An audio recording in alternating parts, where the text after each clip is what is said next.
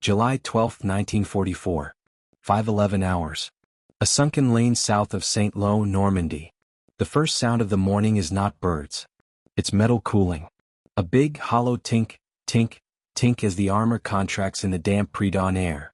An M4 Sherman, nose down in a shell crater, sits like a dead animal in the bocage, tail high, front buried in churned mud, one track hanging slack and broken. It's listing slightly to the right, the snapped suspension arm jutting out like a broken bone. The hedgerows on either side are walls, dirt banks and tangled roots topped with close-knit brush, dripping from the night's mist. A narrow lane runs between them, barely wide enough for a tank to pass in better times. These aren't better times. On the Sherman's hull, dried mud is streaked with darker, fresher stains. The hit that killed it is obvious. A jagged hole punched just above the left idler, blackened edges and a trail of spall across the glacis. The name County Fair is painted on the side in white letters, scuffed and muddy. Below it, faint chalk scribbles from some bored crewmen, tallies of miles and days since D-Day. Now the tank is just stuck. Or it should be. Down in the lee of the embankment, Staff Sergeant Bill Carter crouches with one hand on the cold steel of the hull, like he's checking a wounded friend's pulse. He's 31, older than most of the boys around him. Face lean, jaw shaded with black stubble, eyes sunk a little deeper than they were a month ago back in England. His tanker's helmet hangs loose around his neck, the leather flaps crusted with dried mud. He runs his palm over the armor, feeling the roughness, the pitted welds, the scars. "This ain't how we finish, girl," he mutters under his breath. Behind him, in the ditch, his former crew watched the lane nervously.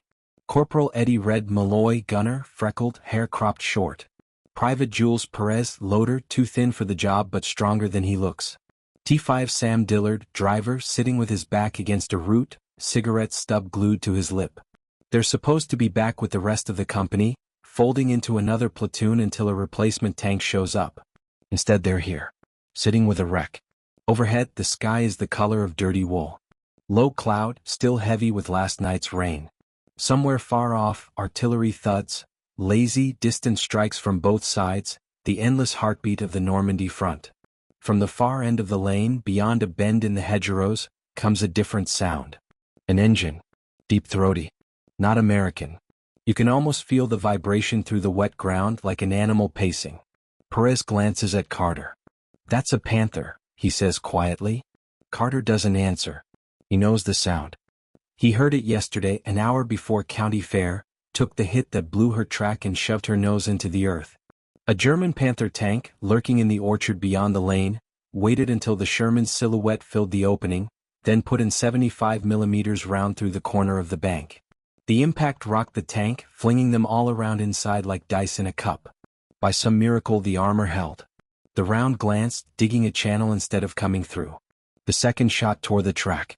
The third never came. American artillery walked down the orchard, and the Panther backed off rather than trade with the sky. County Fair was left half buried and crippled. The company commander, surveying the mess, didn't hesitate. "Abandon it," he snapped. "We'll send a wrecker when the line moves. I'm not losing more men for a busted track in a killing lane. That was 10 hours ago." He turned away, shouting for the platoons to consolidate, already thinking about the next hedge. Most of the crew obeyed. They grabbed their bedrolls, guns, a couple of ammo boxes, and scrambled back through the hedgerow gap to where the infantry were digging in for the night. Bill Carter had followed, for about 30 yards. Then he'd stopped, turned, looked back at the Sherman's crooked silhouette against the embankment, just barely visible in the fading light. A dead tank in a perfect kill zone. An exclamation point at the end of a sentence the Germans thought they were writing. He'd stood there for a full minute, helmet in his hands, listening to the way the lane collected sound. How noise from the far end rolled down it, amplified, held. A thought had started then. Something stupid. Something ridiculous. Now, in the pale hour before dawn, with the Panther engine growling somewhere beyond the bend, that thought was fully awake. Carter taps the hull with his knuckles. "Sam," he says without looking back, "you remember when the Traverse motor packed up in training at Polk?" Sam grunts. "Yeah," he says. "You cursed so loud the chaplain came over." "What did we do?" Carter asks. "We rigged a damn rope to the handwheel and ran it back through the turret," Sam says. "You made Perez and me play mule team. Carter finally looks back at them. In the dim light, his eyes look oddly bright. Yeah, he says. We did, didn't we? Red frowns. I don't like that look, Sarge, he says. That's the I got a bright idea look. We're supposed to be halfway to St. Lo by now, remember? New tank, clean guns, coffee that doesn't taste like trench water. Carter jerks a thumb at county fair. We got a tank, he says. We got guns. We got a lane the Krauts think they own. And we got at least one panther sniffing around there that thinks this road's his personal driveway. Sam snorts. Yeah, well, we also got no track, no wrecker, and orders to leave her, he says. She's dead, Bill. You heard the captain. Another tink from the hull, like the tank doesn't appreciate the obituary. Carter steps back, eyes tracing the line of the turret, the angle of the gun, the way the nose is buried. The 75mm is pointed a little low, sunk with the rest of the bow. But the turret isn't seized. They freed it earlier just to salvage what they could. He looks at the hedgerow bank in front. At the bends in the lane. At the gouges where tracks have churned up mud. He sees it like a diagram in his head. Panther noses around the bend, confident. Sees a dead Sherman nose in a hole. Doesn't even bother to shoot it again at first. Why would it? Dead steel is nothing. Unless someone makes it move. You trust me? Carter asks quietly. The three men look at him. They've survived North Africa together. Italy. Now Normandy. They know what his kind of question means. Red sighs. Last time you asked that, he says, we ended up towing a tank through a river with 2 deuce-and-a-halfs and some stolen bridge cable. Yeah, Sam adds. And you said that would be just a quick yank. Perez, quietest of them, glances at the crooked Sherman. Then at the hedgerow. I trust you, he says simply. But I don't trust that panther. Carter nods once, decision settling over him like a coat. We're not walking away, he says. Not yet. He jerks his thumb toward the hull. Red, get up in the turret. See if you can get the traverse wheel turning easy. Sam, pop the engine deck. I want to see what we can steal off the electrics. Perez, start tearing through our stowage. Any rope, wire, spare cable, you bring it here. They stare. Red whistles low. This is crazy, he says. Carter grins without humor. Yeah, he says. That's what they're gonna say if it works. From the far end of the lane, the Panther's engine revs, a long, lazy growl as it maneuvers into position for dawn. The German crew, confident behind thick sloped armor and in 75mm high-velocity gun, has no idea that the wreck, blocking its favorite lane, is about to become something else. And the rope trick that Carter's about to dream up in the dark hedgerows of Normandy is going to turn a dead Sherman into a ghost in the lane. Exactly the kind of ghost that freezes a Panther column long enough for American guns and thunderbolts to come hunting. Cold metal. Condensed breath on every surface. The smell of oil, cordite, and old sweat trapped in a steel box. Red hauls himself up the side of County Fair, boots slipping slightly in the dried mud on the hull. He drops into the open turret hatch in a practiced motion, shoulders brushing against the ring. Inside it's close and dark. He flicks on a tiny shielded flashlight, cupping it so the beam doesn't leak out. The familiar shapes glow into view. The M34A1 gun mount, the shoulder rests, the big steel breech block of the 75mm. The traverse handwheel on his right, chipped paint on the spokes where his fingers have lived for months. Traverse feel okay? Carter asks, voice muffled from outside. Red braces his boots, grabs the wheel and gives it a cautious spin. The turret moves. Slowly, reluctantly, but it moves, groaning a little on its race as it turns a few degrees left, then right. Feels like I do after chow, Red mutters. Stiff, but she'll dance. Good, Carter says. We're gonna do this the hard way then. Perez appears at the hull side, arms full of junk, 2 coils of hemp rope, a couple lengths of salvaged wire, even a frayed tow cable they never returned to supply. He dumps it all in the ditch, breathing hard. That's all I could scrounge without the infantry boys asking why we're building a circus tent, he says. Sam has the engine deck open, leaning over the Continental power plant's guts. He's pulled a side panel on the auxiliary systems, exposing a mess of wires and junction boxes. What are you thinking, Bill? He asks. We don't have the track. She's not going anywhere. I don't need her going anywhere, Carter says. I need her to look like she is. At least from 50-60 yards down that lane. He gestures, painting the picture in the air. Panthers roll up at first light, he says. They see a wreck that suddenly coughs smoke and swings a gun at them. You're a German commander, you see that, what do you think? Sam snorts. I think, screw that ain't dead, he says. Exactly, Carter says. I don't need to kill all of them. I just need them to hesitate. Stop long enough for our boys on the flanks to open up and for the flyboys to get eyes on. Perez chews his lip. So how do we make her move? He asks. Carter nods toward the turret. Red turns the wheel, he says. But I don't want him sitting in there where every crowd in Normandy can see muzzle flashes and start throwing 75mm hate at him. We rig the traverse to a rope. Run it out the loader's hatch down the side into the ditch. We sit here out of direct sight, and we make that turret wag like a dog's tail from 10 yards away. Red sticks his head out of the turret, eyebrow cocked. You want me to puppeteer my own gun from a ditch? He says. With a rope. Carter shrugs. You got a better idea? He asks. Red opens his mouth. Closes it. Hell, he says. Where do you want the knots? They get to work. Inside the turret, Red loops the rope around the traverse handwheel. The manual override every tanker curses on hills and blesses when the power traverse dies. He ties it off with the clumsy competence of a farm boy who grew up around hay bales and stubborn mules. 2 leads, Carter calls up. 1 for left, 1 for right. We'll run them in opposite directions so nobody has to play tug of war with your whole arm. Red nods, threading the second rope through another spoke. He feeds the ends out the open loader's hatch, where Perez grabs them and slides down the hull, boots scuffing. Carter takes 1 rope, Sam the other. They test it. Okay, Red, Carter says. Give us neutral. Hands off the wheel. Red, let's go. Pull right, Carter tells Sam. Sam leans back in the ditch, hauling on his rope. Above them, the turret creaks, rotating a few degrees to the right. Back left, Carter says. Perez pulls his rope. The turret swings back a little more than they intended. It's crude. There's lag. They can't be precise. But from down the lane? It'll look alive.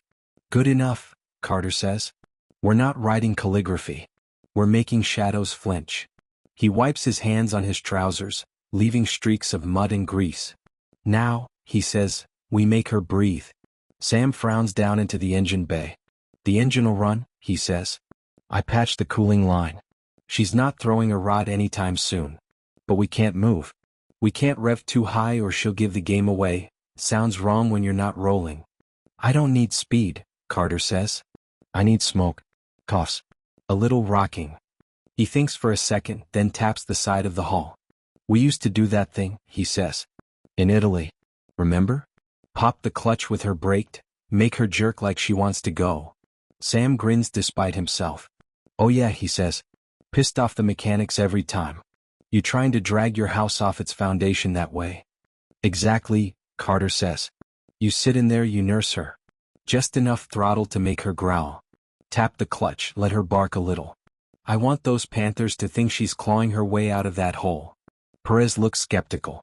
I'll sit up with Red, he says. I'll call target. 1 shot only if we have to, make it count. Rest of the time we bluff. Traverse, smoke, noise. And if they see us pulling the strings? Sam asks. Carter shrugs lightly. Then we die tired, he says. But we weren't exactly insured for a long life out here anyway. From up the hedgerow, a faint metallic clank. The panther. Closer now. They freeze. The sound fades. Rolling. Maneuvering. Getting comfortable. Probably the lead of a column, feeling its way toward what it thinks is a safe, prearranged kill lane. Carter exhales slowly. He looks at his men.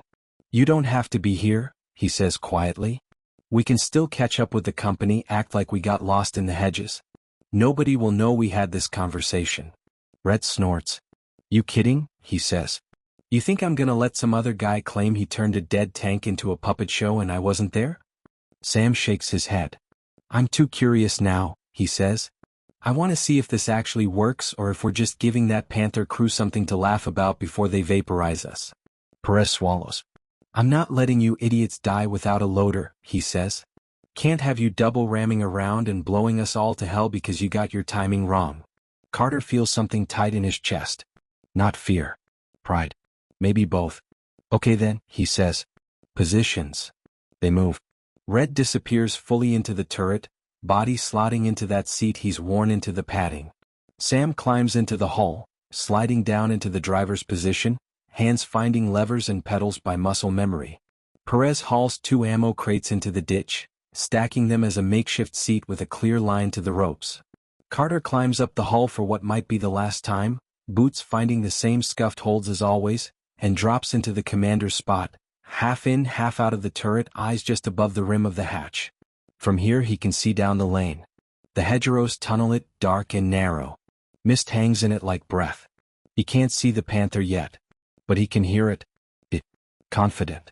Closing. He settles the binoculars against his chest, rope ends brushing his boots, the smell of oil and sweat and cold metal filling his lungs. On my word, he says into the turret intercom, voice steady. Outside, the hedgerows hide American 57mm anti-tank guns dug in at either flank, their crews lying quiet, waiting, eyes on the lane's mouth. Above, somewhere beyond the low ceiling of cloud, P-47 Thunderbolts circle in lazy racetracks, waiting for a call and a clear patch to dive through. None of them know yet how their window of opportunity is going to open. In about 5 minutes it will. With a cough of smoke from a dead Sherman, and a ridiculous rope trick that makes German optics see a nightmare they thought they'd already killed. Down the lane, a dark shape starts to grow in the mist. Panther. Carter curls his fingers around the rope. Showtime, he whispers. 6:02 hours. The mist in the lane glows faintly as the sun tries to push up over the hedgerows. Carter presses his helmet down tighter, the leather flaps framing the world like blinders. From his perch in the turret hatch, he sees it first. A dark wedge of metal edging around the bend, slow and deliberate. Panther. The German tank emerges nose first, like a shark pushing through reeds. The sloped glassy and broad shoulders of the hull fill the lane from hedge to hedge, its wide tracks grinding mud and broken stone. The KWK-42L/70 gun juts out from the turret like a spear, longer than anything the Sherman carries, a barrel with a reputation every Allied tanker knows by heart. Carter ducks his head just enough that only his eyes are above the turret ring, staying in the shadow of the hatch. Through the optics, he can see the Panther's commander. A black-capped figure, torso out of the cupola, binoculars to his face. He scans the lane, the hedgerows, the wrecked Sherman ahead. County Fair looks pitiful from this angle. Nose in a hole, one track dangling, hull canted. Burnt mud on the front like dried blood. A carcass. Carter can almost hear the German's thoughts. Already dead. Already counted. The Panther stops. Idles. Its engine's deep note thrums down the lane, filling the dead tank's hull like a second heartbeat. Behind it, more shapes loom in the mist. Another Panther. Maybe 2. It's hard to tell where hull ends and hedge begins, the bocage playing tricks with distance. Carter slides his hand down, fingers closing around the rope. Sam, he says softly into the throat mic, wake her up. Down in the hull, Sam takes a breath, thumb flicking the magneto switch. He hits the starter. The Continental R975 grudgingly accepts the insult. The first turn is a cough, a grinding whine. The second turn catches. The engine roars once, then settles into a rough, uneven idle rattling the hull. The whole tank shudders. Outside, a gout of dark exhaust belches from the rear deck vents, drifting down into the lane. Old oil, unburned fuel, the breath of a machine that refuses to stay dead. Carter feels the vibration through his knees. In the Panther, the commander stiffens. Binoculars snap back to the Sherman. That wreck just moved. He barks something down into the turret. The Panther's engine revs, treads nipping forward a half-meter, then stopping again. Carter doesn't give him time to make sense of it. Left, he whispers. Sam pops the clutch, letting it bite for a heartbeat before stomping it back down. The Sherman lurches in its crater, not climbing out but jerking as if it's trying. The engine growls. Exhaust thickens. Now Red, Carter says. In the turret, Red grips the traverse handwheel with his boots braced. He feels the tension in the ropes attached to its spokes. Ready, he mutters. Perez, pull right, Carter orders quietly. In the ditch, Perez leans back on his rope till it sings. The handwheel turns. The turret responds. Slow, grinding but unmistakable. The 75mm gun slews a few degrees toward the mouth of the lane, cutting into the fog. From the Panther's perspective, the effect is uncanny. 10 seconds ago that Sherman was a corpse. Now its gun is moving. Its hull is shaking. Smoke is pouring gently from its exhaust like a dragon taking a breath. Through German optics, in the dim light, the rope doesn't exist. Only motion. The kind of motion that your brain, wired for survival, interprets as threat. In the Panther's cupola, the commander's cool confidence curdles. He's seen knocked-out tanks burning, crews spilling out. He's never seen one come alive like this. Achtung! Der Army-Panzer let knock. He snaps into his throat mic, voice tight. The American tank is still alive. Behind him, the second Panther grinds to a halt, nose still in the bend, gun elevating slightly as its crew try to peer over their lead's shoulder. In the hedgerow above and to the right, American eyes narrow behind the spade shield of a 57mm M1 anti-tank gun. Sergeant Tom Bradley, lean, cigarette burned down to the filter between his lips, watches the Panther half-fold through a slit in the leaves. He can't see Carter's little puppet show. He doesn't need to. All he cares about is that the German column has stopped dead in the kill zone they measured out with range sticks last night. He snaps his fingers at the crew quietly. On the lead cat, he whispers. Wait for it to show that sweet lower plate. In the lane, the Panther commander makes the decision Carter's been waiting for. He ducks down into his turret, snatching off his binoculars. Richtkanonier, Zielturm, he shouts. Gunner, aim at the turret. The Panther's gun begins to traverse, electric motors whining, barrel swinging toward the dead Sherman that dared to move. Carter's heart is hammering. He feels each thump in his throat. Red, holder center, he says. Perez, small left-right jig. Make it look like we're hunting. They play the ropes like reins. The Sherman's turret wobbles slightly, then steadies, the 75mm now roughly pointed down lane. Not a clean aim. But again, that's not the point. Is what this looks like to a German crew under pressure. To the Panther driver peering through his slit, it looks like an American tank has stubbornly refused to die and now wants payback. And if there's one thing life at the front has taught him, it's this. Don't let the other guy shoot first. The Panther's gun barks. The sound is a flat, brutal crack that slams into Carter's chest like a physical blow. The shell hits County Fair's hull high on the right side, where the armor is thick. For a split second, Carter is sure this is it. He flinches, eyes snapping shut. The tank rocks. Sparks fly. But the Panther's hasty shot, fired at a shuddering, half-buried target through early morning mist, hits at a bad angle. The round glances, shrieking off into the hedgerow above, showering dirt and leaves and a few unfortunate birds. Inside the turret, Red yelps as the shockwave thumps through the steel. She's still here, he gasps. Carter opens his eyes. The world is still there. Mostly. Paint flakes float through the turret like snow. Sam coughs through his mic. Tell that crowd thanks for the wake-up call, he says hoarsely. The Panther's gun cycles, manual loader ramming another shell into the breech. They'll correct now. They'll pick a better spot to hit. They won't miss twice. Unless you don't let them. Now. Carter barks into the radio handset strapped to the side of the turret. His thumb slams the transmit switch. Thunder 2-6, this is County Fair actual, green light, green light. Cats in the lane, front tank stopped. Static spits. Then a calm, almost bored voice from above. Roger, County Fair. Thunder 2-6 copies green light. We've got your little kittens on our scope. Stand by for fireworks. The voice fades as the P-47 flight leader switches frequencies. Up above the clouds, two P-47 Thunderbolts bank hard, turning their fat-bellied fighters toward the grid reference they got last night, now confirmed by a very unexpected ground observer. Their pilots, throttles already pushed up, don't know the details. They don't know about the ropes. They just know there's German armor in a hedgerow lane, stopped. Down in the hedges, Sergeant Bradley doesn't wait for fighter bombers to show.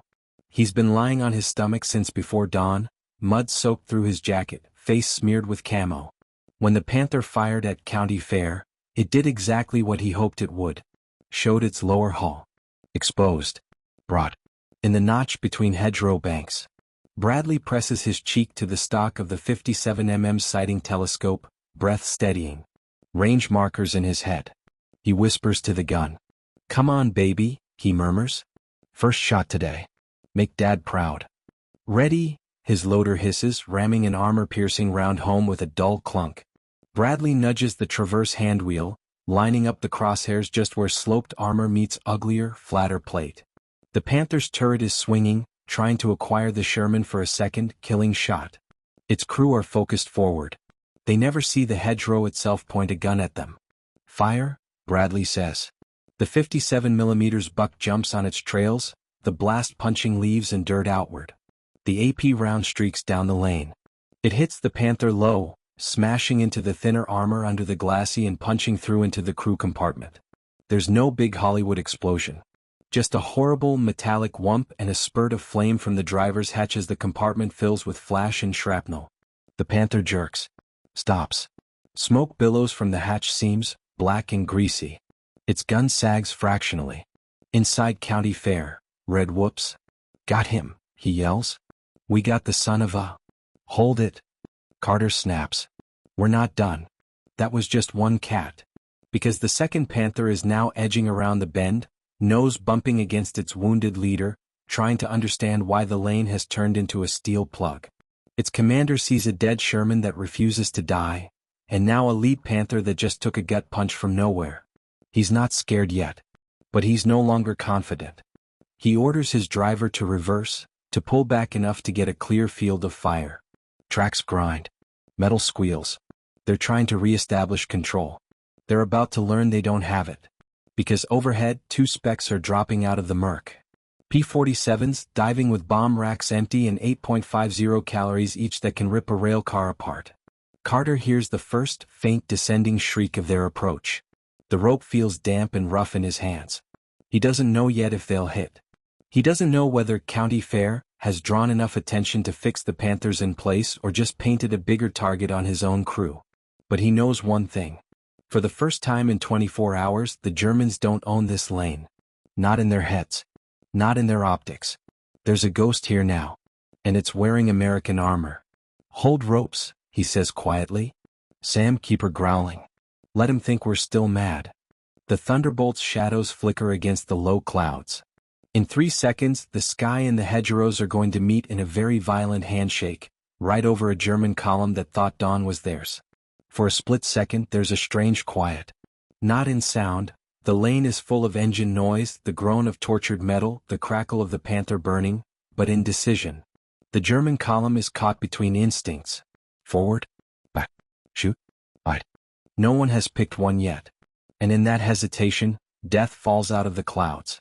The P-47s come in low enough that the hedgerows blur. Big, brutish fighters, each one like a flying engine block with wings. There are 2,800 double wasps howl as they drop, dive flaps out, noses pointed at the knot of armor in the lane below. From Carter's hatch, the sky suddenly fills with their bellies. Silver and olive drab flashing overhead, invasion stripes a blur.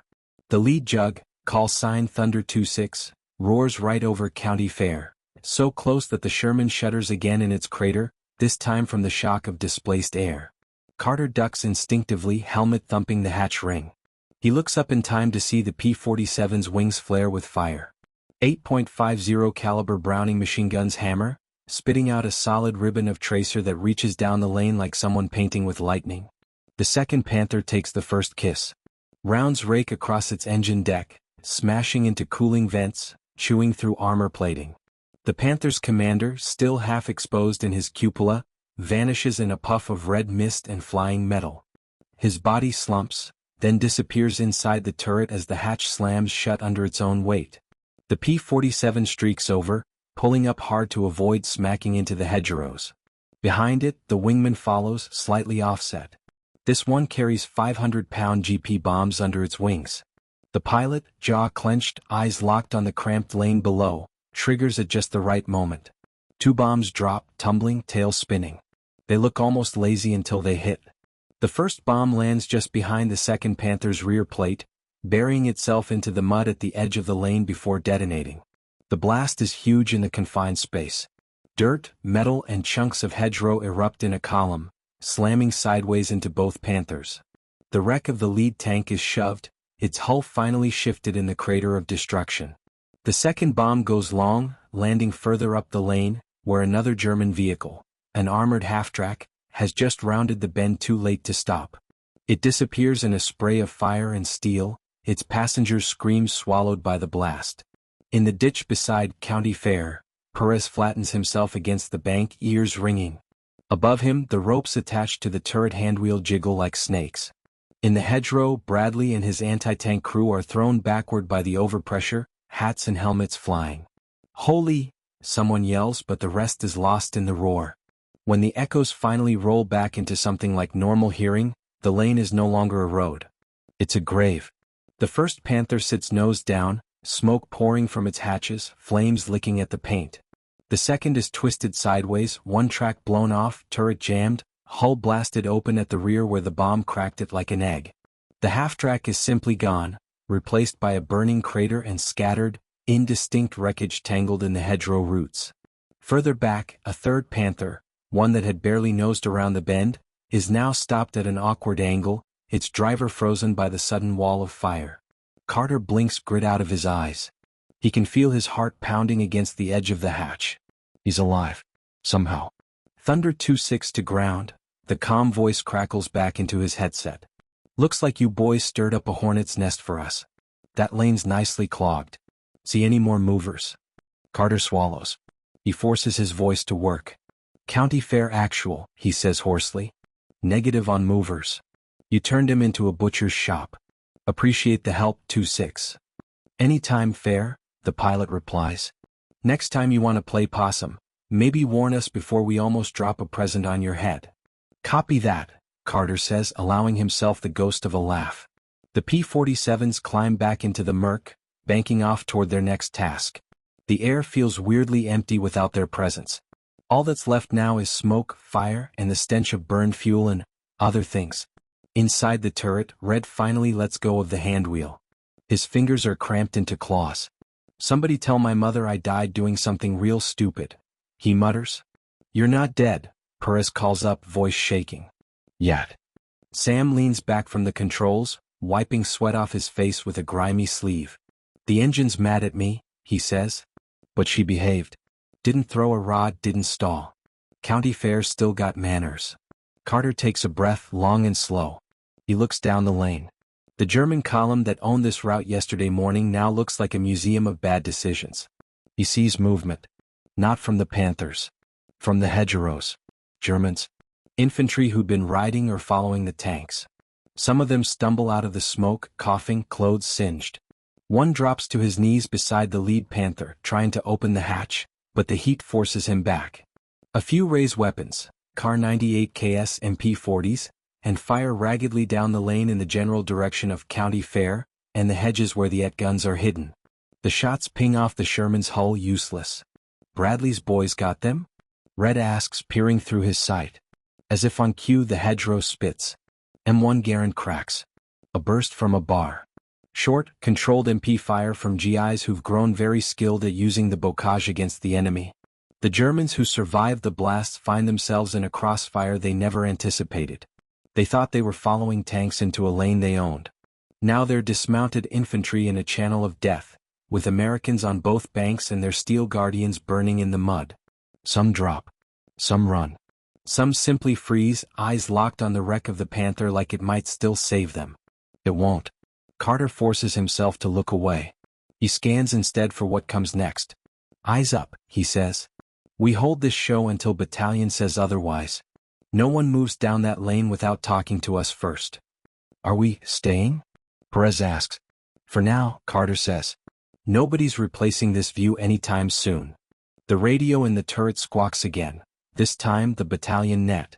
"Redleg 6 to all stations, be advised. German armor probe on Route Fox stopped cold.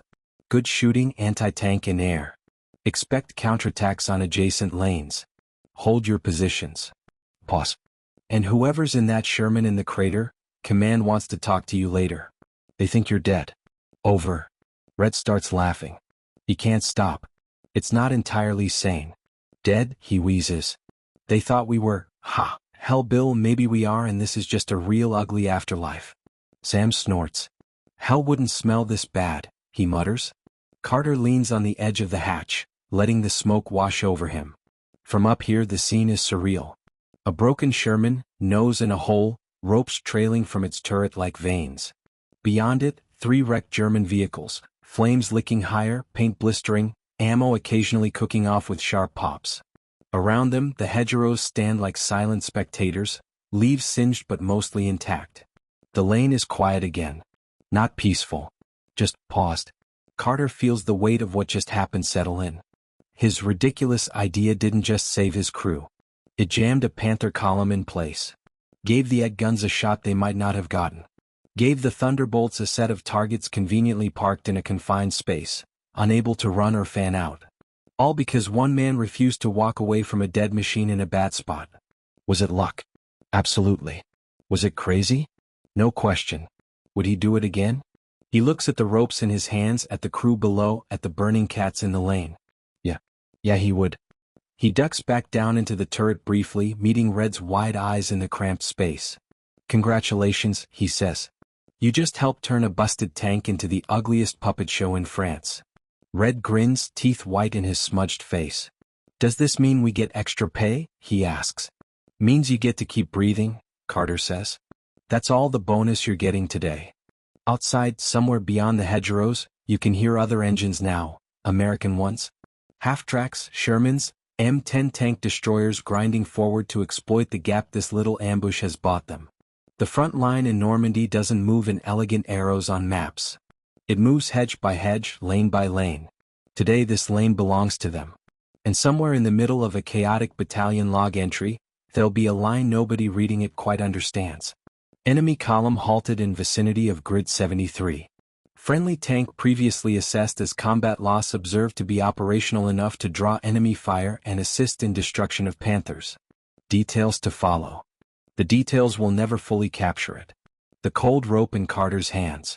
The way the Panthers' guns slewed, uncertain. The moment when a dead machine made living men change their minds. Those live in the heads of the 4 men who were stupid enough to stay. And as the smoke thins and the lane's ghosts settle, one thing is clear. In the bocage, sometimes the difference between a killing ground and a trap is just a sergeant who's too damn stubborn to leave junk where it lies. July 12, 1944. 14:30 hours. Battalion Command Post, Orchard north of the lane. The command post smells like damp canvas, spilled coffee and wet earth. Maps are pinned to a knocked-together table, Normandy's patchwork of fields, hedgerows, and tiny villages rendered in contour lines and scribbled grease pencil. Outside, trucks grind past on the muddy farm track, hauling ammo, wounded, and whatever else the front demands today. Inside, Staff Sergeant Bill Carter stands in front of the table, helmet off, hair plastered to his head with sweat and dried rain. His tanker's jacket is smeared with mud and black streaks from county fair's exhaust. He looks like he crawled out of a chimney. Across from him, Lieutenant Colonel Harris, Battalion CO, leans on his fists over the map. Harris is lean, with deep lines etched around his eyes, collar open, tie hanging loose. He has the look of a man who hasn't slept properly since before D-Day. Next to him, Captain Morris, S3 Operations, flips through a clipboard of reports. He glances up at Carter with an expression somewhere between curiosity and irritation. So, Morris says slowly, let me get this straight. He taps a page. You were ordered to abandon your vehicle, he says. Your track was blown. You were in a pre-registered kill lane under enemy observation. And instead of withdrawing to reorganize, you stayed. Yes, sir, Carter says. And you tied ropes to your turret traverse? Morris continues, like he's reading from a particularly bad comedy script. Yes, sir. And you had your driver tickle the engine while you and your gunner made the tank twitch like a carnival puppet, Morris says. In front of Panthers. Yes, sir. Harris pinches the bridge of his nose. Jesus, Bill, he mutters. I told you to be aggressive. I didn't tell you to audition for Barnum and Bailey. Carter shifts his weight. Sir, he says carefully, with respect, that lane was theirs. We made it ours. For about 10 minutes, long enough for Bradley's guns and the jugs to do their work. Morris glances at the map again. 2 symbols mark the lane, little black crosses for destroyed enemy armor, a rough box where County Fair sits. Bradley confirms, Morris says reluctantly. His crew wouldn't have had that lower plate if the Panther hadn't stopped to engage you. Forward OP says the jugs picked up the column because they were packed up tight in the lane. He looks up again, eyeing Carter. You realize you could have gotten your crew killed for a bluff, he says. Carter nods once. Yes, sir, he says. But doing nothing was getting other people killed. Harris exhales through his nose. He circles around the table, boots crunching on straw scattered over the dirt floor. Bill, he says, voice a little softer, I've read your jacket. North Africa. Salerno. You've never been shy about improvising. You built that fake roadblock out of knocked-out panzers, remember? Carter allows himself a tiny smile. Yes, sir, he says. The Germans remember too. They hit it with a lot of ammo. Right? Harris says. You've also never been shy about interpreting orders. That's one way to say it, Morris mutters. Harris ignores him. What I need to know, he says, is did you stay because you thought it was the best tactical choice? Or because you couldn't stand to leave your tank in a hole? Carter doesn't pretend he hasn't asked himself that since the smoke cleared. He thinks about it for a moment. He sees the way County Fair looked at dusk, nose down, pathetic. He hears the faint rumble of the Panthers in the distance. Both, sir, he says honestly. I hate leaving steel in the open for them to shoot at. I also hate watching Panthers roll unopposed down a lane that leads straight to our guns in HQ. He shifts his weight. We had a dead tank sitting in a perfect ambush point, he says. The Krauts thought it was nothing. I figured we could make them think twice. Morris snorts. They did more than think twice, he says. According to the artillery log, that Panther column never pushed again on that route. They shifted east after the mess you helped make. Gave us breathing room to get the TDs in. He shakes his head slowly. Still insane, he adds under his breath. Harris turns back to the map. You know what the Germans are good at? He asks, not looking at Carter. Carter waits. They're good at making metal do things it wasn't meant to, Harris says. Turn a half-track into a gun platform. Bolt rails on tanks. Use demolished buildings as ready-made bunkers.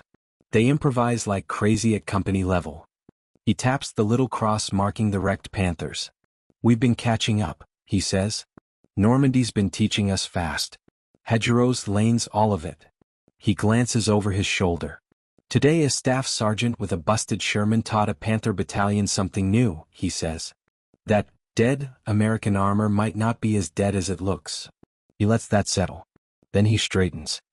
Here's the problem, he says. If I let every crew chief and squad leader start rigging circus tricks, we'll have 100 dead men and one good story. He looks Carter in the eye. So I have to decide. Are you a dangerous idiot? Or did you just stumble into something we should be doing on purpose?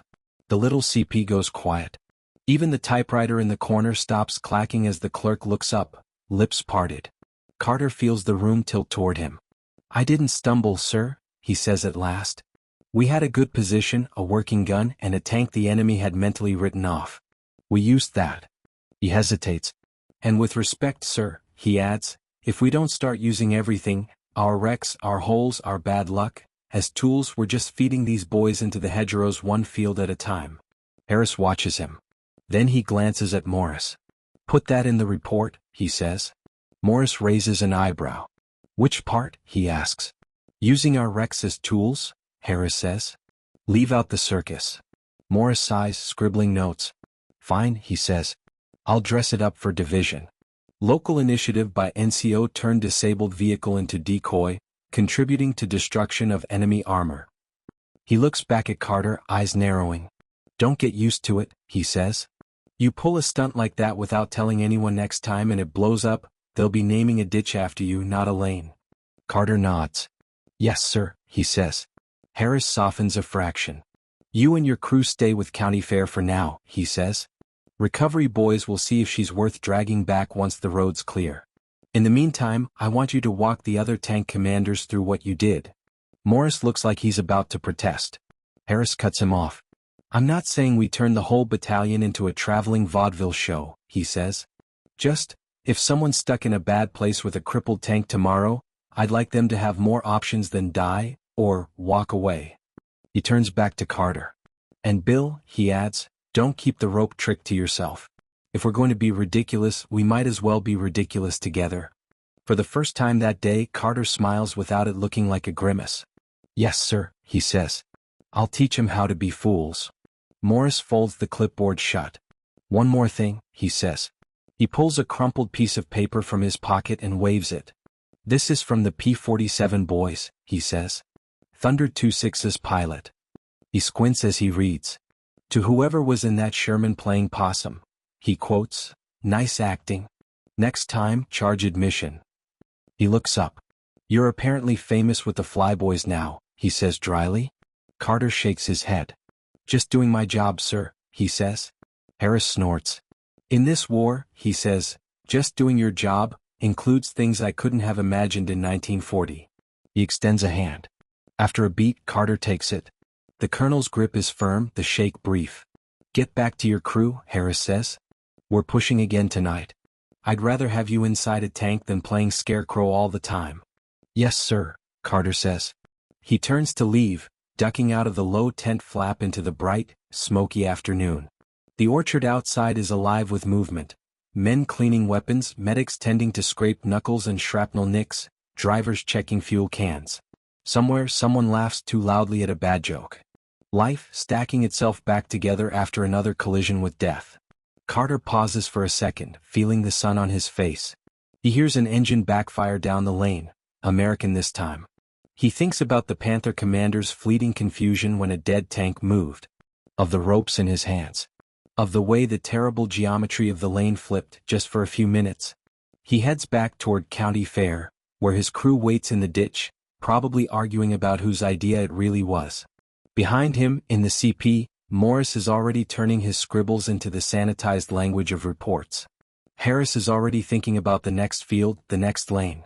And somewhere across the lines, German officers are poring over their own scraps of paper, asking questions their pilots and tankers never had to answer before. What if that wreck isn't quite as dead as it looks? It's a small shift, but wars are made of thousands of those. Little tilts in how men think about steel and risk.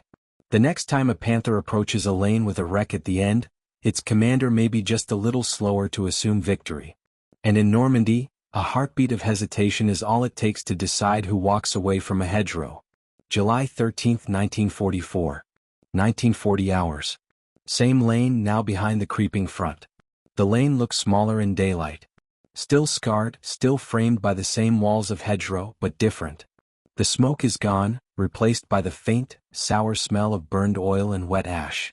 The Panthers sit where they died, now just hulks, paint-blistered tracks half buried in the mud, the black crosses on their flanks melted into dark smears. County Fair hasn't moved. She's still nose down in her crater, track hanging like a snapped tendon. But there are new details. The ropes are gone. The engine deck is closed. Her outlines are sharper. Someone's knocked off the worst of the soot and flaked paint, as if she's being tidied up for a photograph. She's become something else now. Not just a tank. A story. Carter sits on the hull, boots dangling over the glassy, a chipped enamel mug of coffee cooling in his hands. His helmet rests beside him, straps crossed like folded arms. Below, in the ditch where they played their little puppet show, 10 other tank commanders and platoon sergeants stand in a loose semicircle. They've been pulled from their own machines for an hour. Faces from B Company, C Company, even a spare crewman from the battalion's HQ platoon. Men with different accents and the same tired eyes. Carter points with his mug. "Okay," he says. Again. "Walk it." Lieutenant Harold Finch, young, eager, the kind of officer who still takes notes on everything, clears his throat. "You used manual traverse," Finch says, then rigged rope to the spokes. Ran the rope out the loader's hatch to the ditch. Driver idled the engine, popped the clutch to make her rock. Commander and gunner coordinated turret movement by pulling left/right from concealment. He looks up. "Like that, Staff Sergeant?" Carter nods. "That's the bones," he says. "Important part is not the mechanics. Important part is what it looked like from over there." He gestures down the lane to where the first Panther sits. "Think like the Krauts," he says. "You see a silhouette you recognize. One you thought you killed yesterday. It moves. It smokes. It swings a gun." He takes a sip of coffee, grimaces at the taste. "Your brain writes a story faster than any report," he says. "It says, that thing's alive. And you act like it." One of the older sergeants, Mackey, scratches his chin. "So what, we're in the theater business now?" he asks. "Making our junk dance for the Germans?" Carter shrugs. "We're in the make them hesitate business," he says. "However we get there. We're not replacing armor doctrine. We're seasoning it. Finch frowns. Could we do more? He asks. If the gun works, could we rig firing too? Red, leaning against the tank's side, snorts. You want to tie a rope to a 75's trigger and yank on it from a ditch? He asks. Go right ahead, LT. I'll write you a nice letter after you blow the breech through your skull. Carter raises a hand. It worked because we kept it simple, he says. Engine noise. Traverse. One bluff. One shot if we had to. You start layering tricks on top of tricks, you get dead fast. Mackie nods slowly. Still, he says, glancing down the lane. I keep seeing all the burned-out hulls around these fields and thinking, maybe not all of them have to just sit there and rust while their buddies fight. He looks back up at Carter. What do I tell my boys? He asks. When they're stuck like you were? Carter thinks about that. You could tell them the romantic version. The one brave NCO stood his ground and turned the tide version. But that's not what he lived. He lived sweat and fear and cold rope in his hands, hoping physics and German panic would both break the right way. Tell him this, he says finally. If they're crippled in a place that matters and they can cheat without getting seen doing the cheating, then maybe the tank isn't dead yet. He looks along the row of faces. And tell him to talk, he adds. If they find a new trick, don't keep it in their own platoon. Pass it along. Most of us aren't Patton or Rommel. We're just guys in ditches trying to make today hurt less than yesterday. Finch scratches furiously in his notebook. Might make a good annex in the battalion SOP, he says, half to himself. Use of disabled vehicles in deception operations. Call it. Red cuts in. The Bill Carter Clown Show, he suggests. Laughter ripples through the group, the sharp kind that takes some of the edge off. Carter rolls his eyes. You call it that and I'll tie a rope to your tail and make you traverse, he says. They settle, the humor easing into something softer. Respect. Not grand, brass band respect. The quiet kind that lives in glances and nods. A respect for a man who stayed when he could have walked. Across the lines, in a dank cellar that passes for a regimental command post, a German officer reads his own very different report. American tank, previously assessed as knocked out, observed moving turret and engine. 2 Panthers advanced to engage. Lead vehicle struck by unknown gunfire from flanks at close range. Second vehicle disabled by air attack. Recommend caution when approaching disabled enemy armor in constricted terrain. He taps the page with a cigarette-stained finger. This is not the first such incident, he mutters. The staff captain across from him shrugs. The Americans use tricks, he says. Booby-trapped wrecks, fake guns, that sort of thing. The officer stares at the map of Normandy on the wall. Red pins, blue pins, arrows all sliding inexorably inland. They are getting clever, he says. We used to count on them to come straight. Now. He doesn't finish. He doesn't need to. On both sides of the front, men are rewriting the rules of how steel behaves in the hedgerows.